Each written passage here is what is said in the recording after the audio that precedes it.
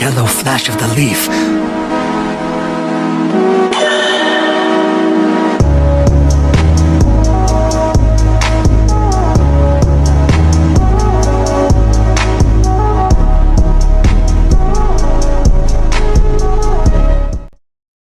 What's good, y'all? Welcome back to another video. You know, I've been spending a couple days trying to find the right book. I forgot what book I told y'all last time at the end of the last video that I was gonna read, but I did not end up reading that. I wasn't vibing with it, bro. It didn't connect with me, bro, and the reviews are bad. But I found a banger of a book. I don't remember how, but it has, I believe, 5 books in the series. The first one is called The Ruin of Kings, a Chorus of Dragons book. It is fire. Right now, it got the first book got 569 pages. It is super heat. Today is a review of that. Actually, chapters 1 through 10. But before I start that, I was gonna say, for the other 2 books you read or the other book you read for now, I'm gonna like give a rating for the books. Just to have a little more fun with it. I'm gonna give a rating of the books. I don't know exactly. I don't think I'm gonna do like 1 out of 10. Like I may do like all right, 10 minutes I did good. I may do like okay, do 1 out of 10 for a settings for like the settings, or 1 out of 10 for the plot, 1 out of 10 for the side characters, and 1 out of 10 for the antagonist, 1 out of 10 for the protagonist, 1 out of 10 for the world building, and I guess 1 out of 10 for pacing. That's like what that's 70, right? So I think we could do that with the last book. To start, if I'm missing like something else that's essential, we'll add it on as we go, or like I'll redo it. But so I'm gonna do a quick 1 out of 10 for the Primal Hunter, a lit RPG adventure. That was the last book we read.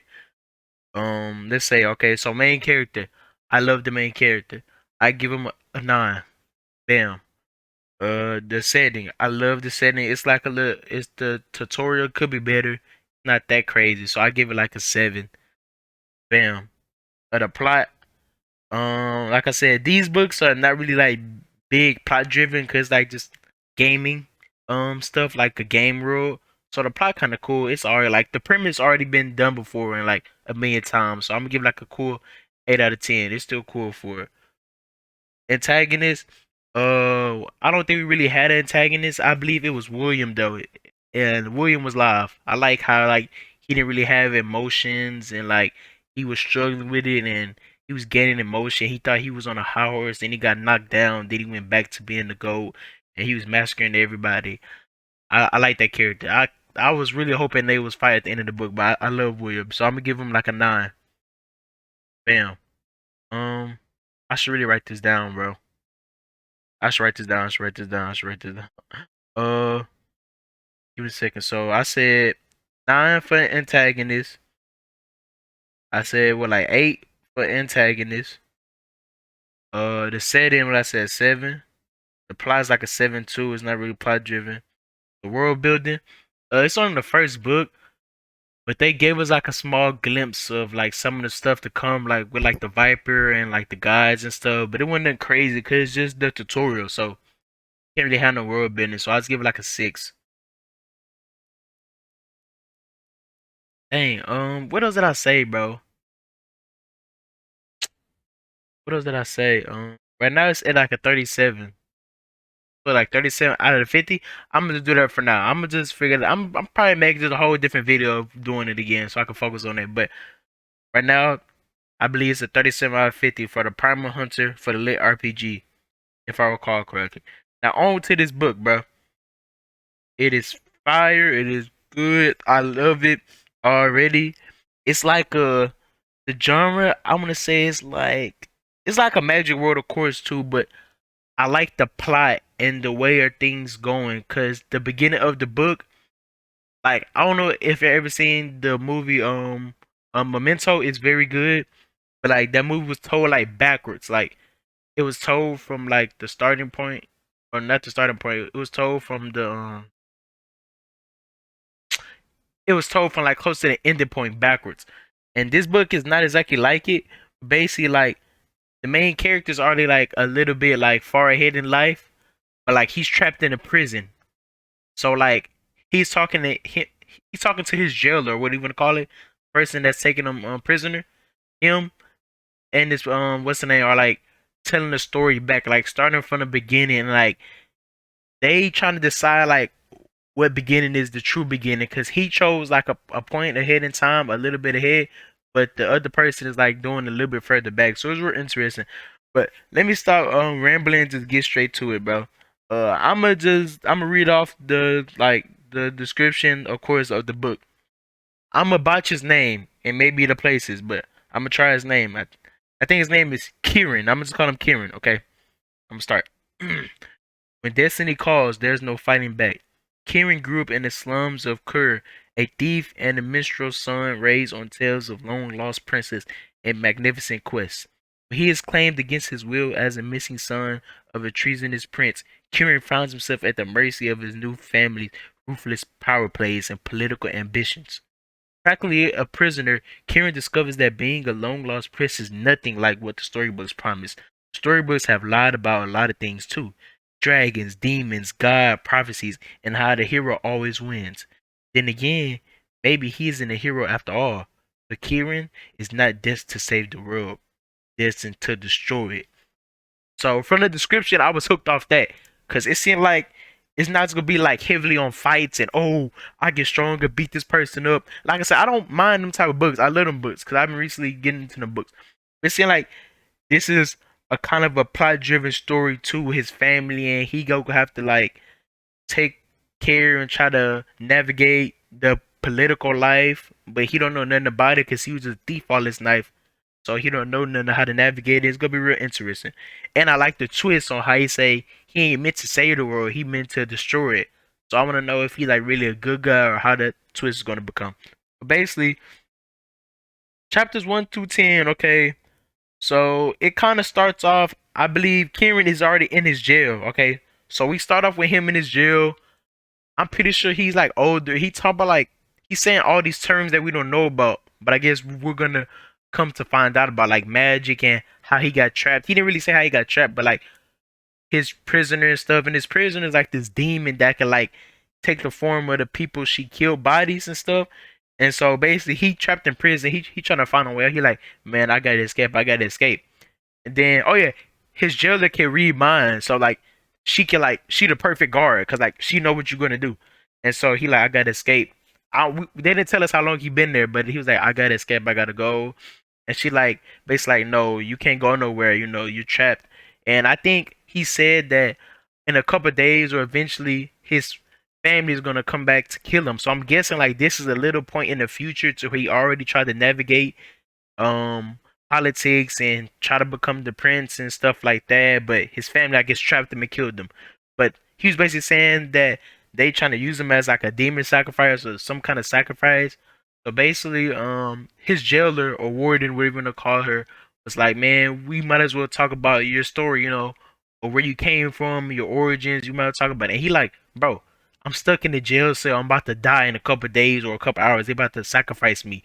Why would I do that? I got like trying to escape. She like, no, no, no, you go tell your story. So basically, they are narrating on his story, and she can read minds. And after she kills somebody, she know like everything that happened, like within that person's mind, or even when they're alive, she can like read their memories. So she know about his life too, and this is purely for her entertainment and enjoyment. She already know his life story. So basically, Kieran starts his story, or he feel like his origin to where he should start off is when he's getting sold at a slave auction. I think he's about like 16, 17, 18 around this time, and he's getting sold on a slave auction. And it seems like he's been a slave for a couple months and stuff already. And we picking up bits and pieces of the plot. And basically, oh yeah, every chapter, before I go on, every chapter they switch like narrating. I believe like Kieran talks and then the jailer talks. I forgot her name, but Kieran talks and the jailer talks. We can call it the demon. The demon talks and they switch on and off. So basically, Kieran's story is like I said, he a slave getting sold, talking about how he got stuck and stuff like that, and his like leg hurting, like he just beat up, bruised. He got whip marks on his back, and basically he has his chain around his neck called, I think, the I'm gonna call it the chain of shackles. It's something like shackles. And basically it's a very important, I think it's have something to do with magic, but he don't know. He stole it from somebody, that he wasn't supposed to. Or he was gifted it, I believe. I forgot. Either way, I think he stole it though. I think he stole it. So basically, um they sell him in the auction. At first nobody want him because he like a little pretty boy, but he beat up and he's defiant because you could tell people that's trying to buy him could tell by all the marks he got on his body that he was getting hit and beat because he was a defiant slave and nobody wants a defiant slave, right? But the auctioneer said that like they basically had like a piece of his soul. I forgot what's the term. Basically, like they capture his soul and like he got to do what the person that's holding like the item says. I think it's like a necklace or a chain. So whoever holds that, he cannot like deny a request or he's gonna die a very gruesome death immediately. So like basically like everybody start bidding, then like everybody start going crazy because who don't want a super obedient slave? You can make them go do crimes or do this, do that, and get off scot free. So basically the money start flying, and then this one person sticks out in the crowd and he started bidding a lot of money. He looked like a very powerful person from Kieran point of view, and he see like that he don't got no weapons on him or he don't got no guards with him, and everybody kind of like not that close to him. They're like, okay, he an important person. So then they start bidding, and then all of a sudden three cloak figures in the back start bidding, and like it's a typical bid war. Like they're going to 500,000, a million, they fighting, and basically the three people with the cloaks win on them. And then the other dude, I forgot his name. I think his name started with V. I'm gonna call him V. Kieran found out that he's like a mage, and he like I don't want to mess with him. Like mages are scary, and Kieran knows this because he have like a special sight that he can like see through. I think he said it's like three phases or levels. Like the first level is like of course where all the humans live in, or the first veil where all the humans live in. And the second veil is like the magic world, and the third one is like the dead. So he could see beyond the second veil, the magic veil, so he could tell that he had like the sorcerer had magic around him. So basically, the three hooded figures and B get in an argument because he trying to tell like I need him, I need that. Y'all go give him to me now. The main character, y'all give Kieran to me now. I need that man, but we don't know why. We don't know if he trying to kill him, trying to save him. And basically, we come to find out that V was I guess trying to kill him, or and the three cloak figures were destroyed him. And so basically, the three cloak figures saved V from the man. I mean, save Kieran from the man, but we don't really know their motives at all either. So now, fast forward a little bit, they now are on a slave ship, just trying to like get passage across. That's the only ship available, and they trying to get passage across to wherever they're trying to go. They're trying to escape V. So basically, we just trying to figure out their motives and what they really want with the main character and stuff like that. And we like with the main character, he's confused too. He doesn't know just like us. So I like to see that how he's struggling to find out clues and hints, and we are the same thing because we're new to this book, and he's kind of new to this magic world and all this politics world. And then on the flip side, like I said, you remember I said the demon was narrating his beginning of the story. She was basically like, no, no, no, I don't think that was the beginning of your story. So then her starting point is like a little bit years before, basically when he, like I said, when he was on a slave ship, I believe he was probably like 18 to 16 range or 17 range. Now, from the demon start point, he's probably like 15, 16. So basically, this is before, of course, he was on a slave ship. He was working in a brothel. I think it's called brothels, whatever. I'm not botching that word, but basically that. Um, So I think he was like a musician or something, a singer, and his dad basically trying to protect him. He trying to teach him right, but old boy is a thief. He's a thief by night, but his dad don't know, and so he be stealing. And basically, he got this one job where he goes stealing to this rich person mansion, but he's gone for the weekend. Where his intel told him that the dude was supposed to be gone for the weekend or 2 weeks because his daughter's getting married. So he basically go in there and he hear voices. Somebody's getting tortured, this and that, and of course he tell himself not to be nosy, but of course he be nosy. He go check it out, and basically they look like super bad guys. There's two dudes. Um, basically interrogating this one dude, asking about the necklace, about the shackle necklace that he had on in the prison. You know what I'm talking about? You remember when I said he had the shackle necklace on in the slave trade? But at the moment he didn't have it because he stole it from the mansion. They basically asked him to do, where is it? Where is it? He was like, I don't know, I don't got it, I told you. Remember how I said he could see behind the second veil? So that helps him still because like he said metals, gold, platinum, silver, diamond, sapphires got like a certain color and he can like see through it, like if it's like trap behind a wall and it's saved on the floor, like anything, a trap door, he can see it. So basically he's basically steal the necklace and some more stuff of course, and he almost get caught by the two people, but he hurry up and leave that shot of there. And basically, just like a little stuff here and there. He go back to his seller or his broker, I think they're called, and try to haggle for a price for the items and stuff. And we see like not two of his homeboys, like a rival gang, I guess you want to say that, or some other thieves, basically just trying to pick a fight with him. You know, simple stuff like that. Trying to pick a fight with him, and he trying to sell the stuff off. But he ended up keeping the necklace. Oh no, he sold that necklace. I think he already had one. I forgot. Yeah, they still didn't tell us where he got it from. He had like a matching piece, and the broker was like, "Let me take that one off your hands. I'll give you all this money." He like, "Nah, I don't want to sell this one, bro. My mom gave this to me or whatever." So he basically sold that. Fast forward, he go back to the brothel, whatever. His dad like concerned about him, and his dad is like hiding some secrets. I believe his dad knows that he's a prince, but his dad didn't tell him that he's a prince. Because of course, at this point in time, the main character doesn't know that he's a prince. So I believe his dad. I don't think that's his actual dad. I think that's probably like somebody that worked for his actual dad. Like a butler or something that ran away and saved him for some reason. So basically, he trying to raise him right, trying to tell him this, but the Kieran don't understand because his dad didn't tell him yet he's like a prince. So he like, why you always on my back and this and up? Like you tripping, you walling out.